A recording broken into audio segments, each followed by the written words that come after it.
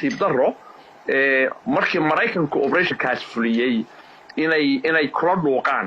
taa waxa dhaantay inay iyagu operationkaas ay mas'uuliyadiisa Soomaaliyeed iyo tii madaxnimo iyo tii walaalnimo ee kii dalka Soomaaliyeed ka saareeyay ay ku gutaan oo iyagu doorkoodii ay qaataan intii ay Trump iyo dowladda Mareykanka operation ay fuliyeen sheegan lahaayeen anaga la Soomaaliyeed operationkaasna waxa dawladdu kala macaamishaa oo saaxiibadu kala macaamilaan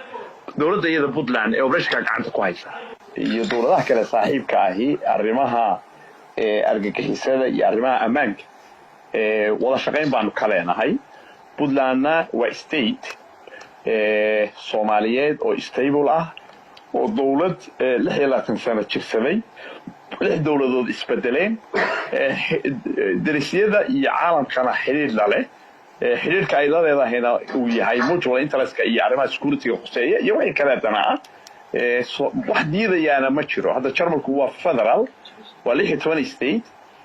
state wuxuu leeyahay madaxweyne ra'iisul wasaare xiriirada arrimaha dibadeed waa wuxuu leeyahay waa marka Soomaaliya runtii dastuurkeeda iyo dastuurka Puntland labadaba Puntland wuxuu u banaynayaa inay Puntland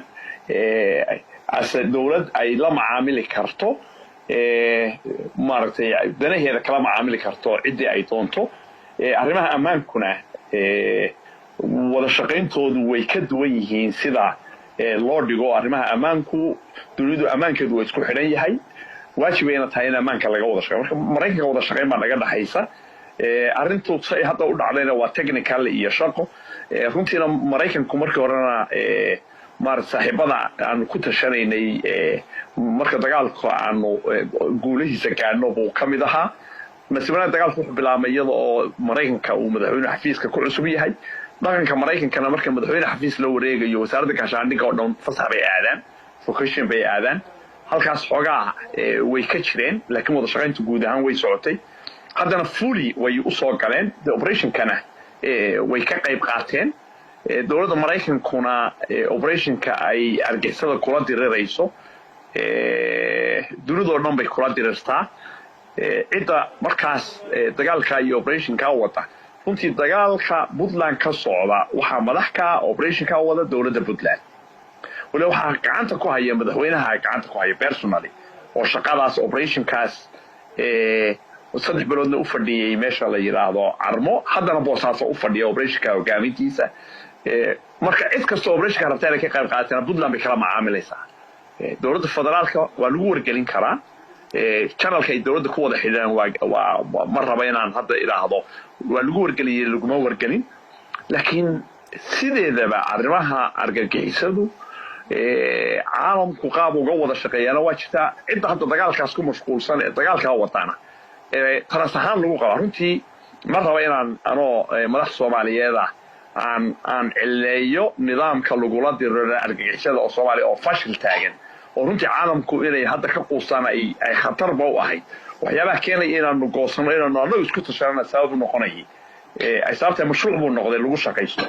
annagana dagaalkan wuxuu ahaa dagaal aan rabno deegaankayga iyo dadkayga inaan iyo dawladdeeda ka tirtiro trasna loo abuuro in Puntland dagaalku uu ka go'ay guusheedana ay muuqato marka Mareykanka iyo cidda kale saaxiibada in Puntland kala macaamilo way dagaalka madaxweyne Xasan ma hogaaminay xamar lagama wado Puntland baa laga wadaa boosaasa operationkiisa uu fadhiyaa madaxweynuhu gacanta ku haya marka cidda lagala macaamilaya taas ay noqonayaan laakiin inay sheegtaan guushaas dowladda federaalka waxa uga fiicnay madaxweyne Trump oo Mareykan oo operation isagii dowladdiisii dhul Soomaaliyeed argaysa lagala dirirayay gacan ka geysan uga mahad celinayno madaxweynihii ahayd inuu isagu operationkaas markuu bilaabmay Puntland taageero hambaliyeeyo haddii bedelkeeda leeyahay waayo waa mas'uuliyaddu u dhaaftay qayb kamid ah waa madaxweyne Soomaaliyeed waa dowlad Soomaaliyeed anagu hadda ma badiyadayno ma balihin dowlad Soomaaliyeed inkastoo ay dastuurkii wixii la isku ogaa ay dalku Soomaali ka dhaxeeyay la laalay oo hadda wax Soomaali ka dhaxeeya aan garan karin hadda dowladdu ugu sheegan karaan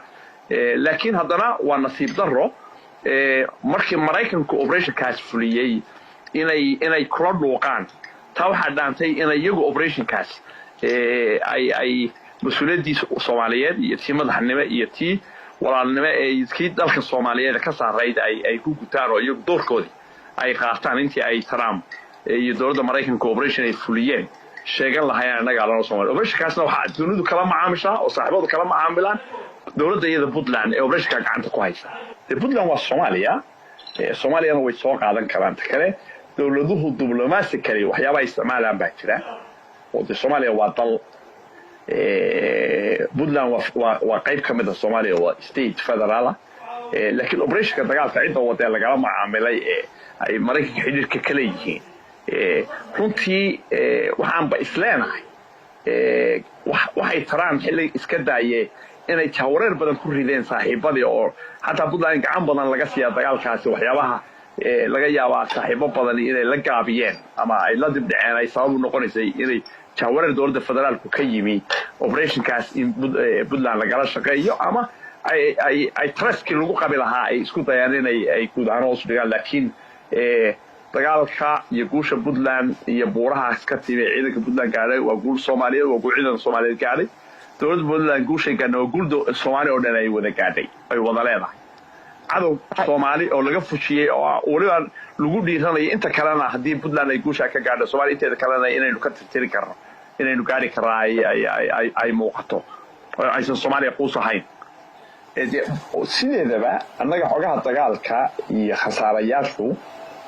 pipeline ay maraan baa jira afayeen baa jira xilliga loogu talagalay ka hadla marka mar raba inaan ka hor dhaco dawladdu way ka hadli doontaa xilligeeda operation kala gudihiisa wali annagu kamaanaan hadal in guul laga gaaray argagixisada ay wax ku gaareen intaba Mareykanku soo sheegay baan annaga u sheegnay operationsku way socdaan operationsku waa kuwa socda oo wax dhamaaday maaha channelka dagaalku annaga siyaasad dawlad ahaan naga yahayna afka afayeenka loogu talagalay baa ku hadli kara channel buna leeyahay gudiyu leeyahay nidaamkaas ku soo baxaa oo dagaalka dagaal nidaam dawladeed aan ku wadno weeye nidaam jabadeed laguma wado